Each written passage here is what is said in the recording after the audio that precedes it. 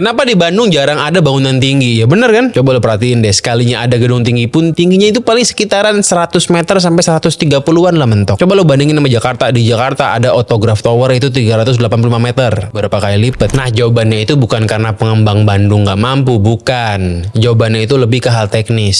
Yang pertama itu ke faktor geografis and geologis kota Bandung. Kota Bandung itu berdiri di atas cekungan Bandung bekas Danau Bandung Purba. Kalau lo perhatiin Bandung dari ketinggian nih ya, bentuknya itu emang kayak mangkok. Nah, di banyak wilayah cekungan kayak begini, lapisan tanahnya itu didominasi endapan danau berupa lempung lunak yang relatif lebih labil. Bahkan menurut penelitian dari ITB nih ya, tanah di Bandung itu penurunannya cepet banget. Nah, kalau mau bikin bangunan yang tinggi di kondisi tanah kayak begini, pondasinya itu mesti ditanam sampai dalam banget dan itu akan membuat biaya menjadi super mahal. Itu masalahnya. Alasan kedua adalah keberadaan Bandara Husein Sastranegara yang letaknya itu bener-bener di tengah kota. Ya lu tahu kan kalau di sekitaran bandara tentu nggak boleh bikin bangunan tinggi dong, bahaya dong. Kawasan paling ketat soal ketinggian itu ada di Kecamatan Cicendo sama Sumur Bandung. Karena kan dua kawasan itu langsung berbatasan dengan landasan pacu. Di daerah situ nggak ada tuh bangunan yang tingginya lebih dari 80 meter, nggak ada. Bahkan bangunan yang agak tinggi pun diwajibkan buat pakai lampu penanda supaya aman. Tapi ya kalau kata orang Bandung sih beberapa di sekitaran situ ada yang tingginya lebih dari batas. Sok teangan sorangan. Bangunan mana nu teu taat aturan. Nah, di Bandung itu awalnya kan peraturan menteri soal tinggi bangunan di sekitaran landasan udara, tapi akhirnya diadopsi ke RDTR Kota Bandung. Contoh ini mirip juga sama kayak di Bali. Bedanya kalau di Bandung itu kan alasannya teknis. Nah, kalau di Bali aturan gedung tinggi lebih ke karena masalah budaya. Di Bali ada tuh namanya awik-awik, aturan adat, peraturan desa yang salah satunya mengatur bahwa tinggi bangunan tidak boleh lebih dari tingginya pohon kelapa. Ya pohon kelapa itu sekitaran 15 meteran, 4 lantai lah maksimal. Nah, aturan adat ini diadopsi menjadi perda. Tapi di perda ini ada beberapa bangunan yang dikecualikan. Contohnya bangunan peribadatan, bangunan pemantau bencana, pertelekomunikasian, pertahanan, keamanan, rumah sakit. Kalau patung Garuda Wisnu Kencana gimana bang? Patung itu tingginya 121